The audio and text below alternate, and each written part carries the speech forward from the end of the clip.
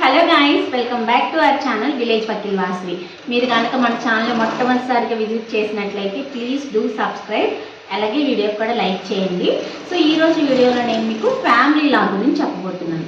జనరల్గా మీరు లాలో జాయిన్ అయిన తర్వాత మీకు ఫ్యామిలీ లా 1, ఫ్యామిలీ లా 2 అని సబ్జెక్ట్స్ ఉంటాయి. అసలు ఫ్యామిలీ లాలో మనకి ఏం చదువుతాం, అసలు ఆ లాలో ఏముంటుంది?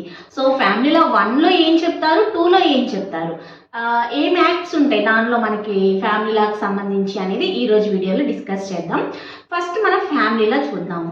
సో ఈ ఫ్యామిలీ లాలో ఎవరెవరికి సంబంధించిన లాస్ ఉంటాయంటే హిందూస్, క్రిస్టియన్స్, ముస్లిమ్స్. అయితే 90% సిలబస్ అనేది, అంటే ఇంకా ఎగ్జామ్ రాసేటప్పుడు చాయిస్ తీసేసి రాయాలంటే Hindu marriage act is enough అనమాట. ఐ మీన్ హిందూకి సంబంధించి హిందూస్ రిలేటెడ్ యాక్ట్స్ ఏవైతే ఉంటాయో అవి ఎనఫ్ ఎగ్జామ్స్కి. బట్ సిలబస్లో మాత్రం మనకి ఏమేమి ఉంటాయంటే Hindus, Muslims, Christians, both family law 1లో, ఫ్యామిలీ లా 2లో 3 రిలీజియన్స్ సంబంధించి ఉంటుంది. అందుకే మనకి ఫ్యామిలీ లా అని పెడతారు, హిందూ, ముస్లిం అలా పెట్టకుండా. ఫ్యామిలీ లా 1 అంటే ఇక్కడ హిందూ, ముస్లిం అండ్ క్రిస్టియన్ సంబంధించిన యాక్ట్స్ నేర్చుకోవాలి. ఫ్యామిలీ లా 2లో కూడా మనం హిందూ, ముస్లిం అండ్ క్రిస్టియన్ ముగ్గురికి సంబంధించిన నేర్చుకోవాలి. అయితే ఫ్యామిలీ లాలో ఏముంటుంది అసలు? సో ఫస్ట్ ఫ్యామిలీ లా 1లో మన జనరల్గా పెళ్ళి, మ్యారేజ్ ఎలా చేసుకుంటారు, సెరిమనీస్ ఎలా ఉంటాయి, కండిషన్స్ ఏంటి, ఒక పెళ్ళిని మనం చట్ట ప్రకారంగా చెల్లుతుంది అనాలంటే ఎలాంటి కండిషన్స్ సాటిస్ఫై చేయాల్సి ఉంటుంది, అవన్నీ ఉంటాయి. ఆ తర్వాత పిల్లలు కలగనవారు అడాప్ట్ చేసుకోవాలనుకుంటున్నారు, ఎవరు అడాప్ట్ చేసుకోవాలి, ఎవరు ఇవ్వాలి అండ్ ఎవరిని తీసుకోవచ్చు, వాళ్ళకి ఎలాంటి కండిషన్స్ ఉండాలి. అలాగే ఇప్పుడు డైవర్స్, సో విడాకులు తీసుకున్న తర్వాత ఇప్పుడు ఎలా విడాకులు తీసుకోవాలనుకుంటున్నారు, ఇంకా రెమెడీస్ ఏమేమి అవైలబుల్గా ఉంటాయి, అసలు మ్యారేజ్లో ఎలాంటి మ్యాట్రిమోనియల్ రెమెడీస్ ఉంటాయి, విడిపోయిన తర్వాత పిల్లలు ఎవరి గార్డియన్షిప్లోకి వెళ్ళాలి, ఎవరు తీసుకోవాలి వాళ్ళని, మైనారిటీ ఇప్పుడు వాళ్ళు ఎవరి దగ్గర పెరగాలి, అట్లనే మెయింటెనెన్స్ ఎవరు ఎలా ఇవ్వాలి, ఎవరికి ఇవ్వాలి. సో ఇవన్నీ కూడా మనకి ఫ్యామిలీ లా 1లో టచ్ అవుతాయి. అయితే హిందూస్కి సంబంధించి మీకు ఫ్యామిలీ లా 1లో 3 యాక్ట్స్ మీరు నేర్చుకోవాలి. Hindu marriage act 1955, Hindu maintenance and adoption act 1956, Hindu minority and guardianship act 1956. ఈ 3 యాక్ట్స్లో మనకి ఫస్ట్ హిందూ మ్యారేజ్ యాక్ట్లో మ్యారేజ్ కండిషన్స్, రిజిస్ట్రేషన్ అవసరమా లేదా, అట్లనే నెక్స్ట్ వచ్చేసరికి మీకు ఏమేమి రెమెడీస్ అవైలబుల్గా ఉన్నాయి, ఒక 5 రెమెడీస్ ఉంటాయి. సో ఆ రెమెడీస్ ఏంటి, ఎట్లా డైవర్స్ ఎట్లా తీసుకుంటారు అండ్ ఆ ప్రాసెస్ అంతా ఏంటి, తర్వాత మెయింటెనెన్స్ సంబంధించి ప్రొవిజన్స్ కూడా మొత్తం ఇందులో ఉంటాయి.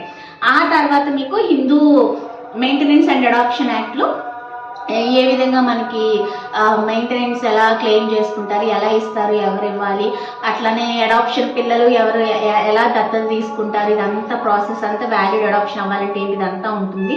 And next Hindu minority and guardianship యాక్ట్లో వచ్చేసరికి మీకు ఆ పిల్లల సంరక్షణ ఎవరి దగ్గరికి వెళ్ళాలి, so who is the natural Guardian, ఇదంతా మీకు ఉంటుంది. సో దీనికి సంబంధించి ఇవన్నీ మీరు నేర్చుకోవాలి. దీంతో పాటుగా ఇంకా జాయింట్ ఫ్యామిలీస్ ఏంటి, అవన్నీ ఎలా ఉంటాయి, అండ్ ఫ్యామిలీ కోడ్స్ వచ్చేస్తాయి అనమాట. ఫ్యామిలీలోకి ఫ్యామిలీ కోడ్స్ అని సెపరేట్గా వచ్చాయి.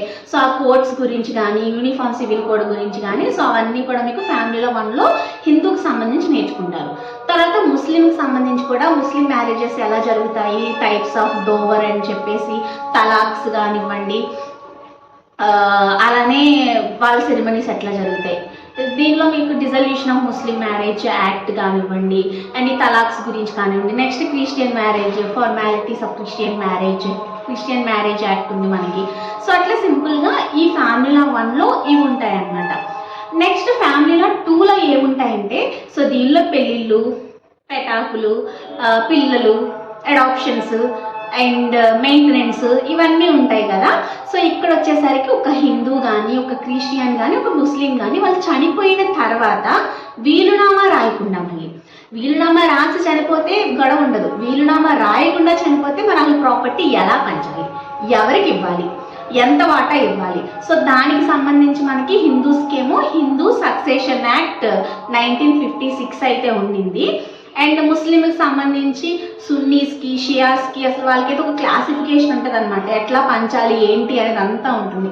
అండ్ క్రిస్టియన్కి చాలా సింపుల్ ఉంటుంది అనమాట. క్రిస్టియన్స్కి వచ్చేసరికి ఇండియన్ సక్సెషన్ యాక్ట్ ప్రకారంగా పంచుతాం ప్రాపర్టీ. అండ్ అందులోనే మనకి వీలునామాస్ గురించి కూడా ఉంటుంది, విల్స్. అట్లా ఈ ఫస్ట్ ఫ్యామిలీలో 1లోనేమో మ్యారేజెస్ ఎట్లా జరుగుతాయి ఏంటి అవంతా ప్రాసెస్ చూస్తే, ఈ ఫ్యామిలీలో 2లో వచ్చేసరికి మనము సక్సెషన్ అంటే చనిపోయిన తర్వాత ప్రాపర్టీ ఎవరికి వెళ్తుంది.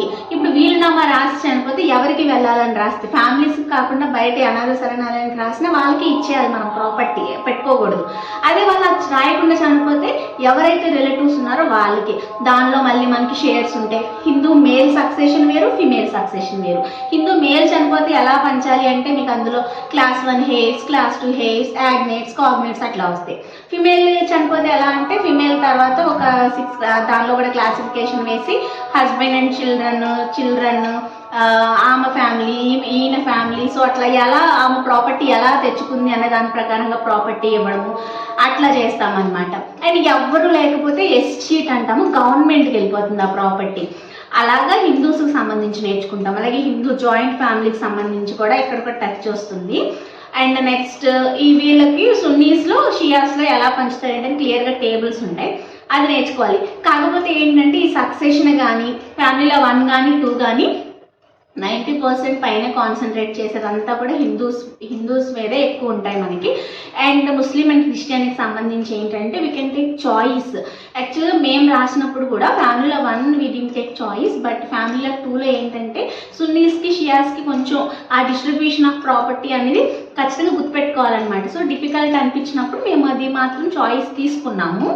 బట్ ఏంటంటే సిలబస్ మాత్రం ఇది ఇలా అనమాట. సో ఫ్యామిలీలో 1 అంటే ఇది, 2 అంటే ఇది. సో ఒక్కొక్కరికి ఫ్యామిలీలో 1 ఒక సెమిస్టర్లో ఉండి 2లో ఒకటి ఉంటుంది. కొన్ని కాలేజెస్ వాళ్ళకి ఫ్యామిలీలో 1, 2 రెండు ఒకటే ఉంటాయి అన్నమాట. సో కాబట్టి మీరు రేపు ఆ సెమ్లోకి వెళ్ళే వాళ్ళైనా ఇప్పుడు ఆల్రెడీ ఉంటున్నా. సో ఫ్యామిలీలో అర్థం ఏంటంటే ఇవి. సో హిందూస్ కానీ క్రిస్టియన్స్ కానీ ముస్లిమ్స్ కానీ మ్యారేజెస్, అడాప్షన్స్, మెయింటెనెన్స్, డైవర్స్ ఇవన్నీ ఎలా ఉంటాయి ఏంటనేది. అలాగే మీకు మ్యాట్రిమోనియల్ రెమెడీస్లో 5 రెమెడీస్ ఉంటాయన్నమాట. Restitution of conjugal rights, judicial separation, void and voidable marriages వల్ల వచ్చే రెమెడీస్ కానివ్వండి, డైవర్స్ బై మ్యూచువల్ కన్సెంట్, ఇట్లా మనకి 5 మ్యాట్రిమోనియల్ రెమెడీస్ ఉంటాయన్నమాట. తర్వాత డైవర్స్ బై మ్యూచువల్ కన్సెంట్ అనేది మనకి యాక్చువల్గా అమెండ్మెంట్లో యాడ్ చేయడం జరిగింది. సో ఈ రోజుల్లో మ్యూచువల్ కన్సెంట్ ద్వారా ఇచ్చేసే డైవర్స్లో ఎక్కువ ఉన్నాయి. సో కాబట్టి ఇది మీకు ఫ్యామిలీల గురించి. మీకు ఈ టాపిక్స్లో నేనేమనుకుంటున్నానంటే ఇప్పుడు హిందూ మ్యారేజ్ యాక్ట్ తీసుకుంటే సో ఆ మ్యారేజ్ యాక్ట్లో ఉన్న టాపిక్స్ అనేది కొన్ని లైక్ ఇప్పుడు రెమెడీస్ ఉన్నాయనుకోండి, సెక్షన్ 9 ఒక రోజు, 10 ఒక రోజు, I mean restitution of conjugal rights, judicial separation, void and voidable marriages, divorce by mutual consent. So వీటిలో ఒక్కొక్క టాపిక్ తీసుకుని చేయాలనుకుంటున్నాను. సో దట్ మీకు చాలా హెల్ప్ అవుతుందని అయితే అనుకుంటున్నాను. అందుకని ముందు అసలు ఒక ఇంట్రడక్షన్ ఫ్యామిలీలో ఏంటి అని చెప్పాలని చెప్పి ఈ వీడియో తీస్తున్నాను. సో మీకు అర్థమైందని అనుకుంటున్నాను అసలు ఫ్యామిలీలో ఏంటి అనేది. సో 1 అంటే ఏంటి, 2 అంటే ఏంటి అనేది కూడా క్లారిటీ వచ్చింది అనుకుంటున్నాను. ఇంకా ఖచ్చితంగా చెప్పాలంటే విడాకులు, పెళ్ళిళ్ళు, ఐ మీన్ పెళ్ళిళ్ళు, పెటాకులు అంటాం కదా మనం. సో అట్లా ఉండేది ఇటు ఫ్యామిలీలో 1లో ఉంటాయి అన్నమాట పెళ్ళిళ్ళు, పెటాకులు అనేది. అండ్ దీనిలో చావులు, ఆస్తి పంపకాలు. సో అది మీకు నేను ఎందుకు ఇలాంటి వర్డ్స్ యూజ్ చేస్తున్నానంటే మీకు గుర్తుండిపోవడానికి. 1 ఏంటి, 2 ఏంటి అంటే పెళ్ళిళ్ళు, పెటాకులు, చావులు, పంపకాలు, ఇట్లా మనకి 1, 2 ఉంటాయి అన్నమాట. సో మనం ఫ్యామిలీలో 1లో దట్టు ఈ హిందూ మ్యారేజ్ యాక్ట్లో ఈ రెమెడీస్ అన్ని ఎక్స్ప్లెయిన్ చేయాలనుకుంటున్నాం. మీకు ఇంకేమైనా టాపిక్స్ కావాలంటే కమెంట్స్లో షేర్ చేయండి. అట్లనే ఈ వీడియో తప్పకుండా లైక్ చేసి, షేర్ చేసి, కామెంట్ చేసి village Vakil Vasvi channel subscribe చేసుకోండి. మీ లా ఫ్రెండ్స్ అందరికీ కూడా ఈ వీడియో షేర్ చేయండి. Thank you for watching. Bye bye.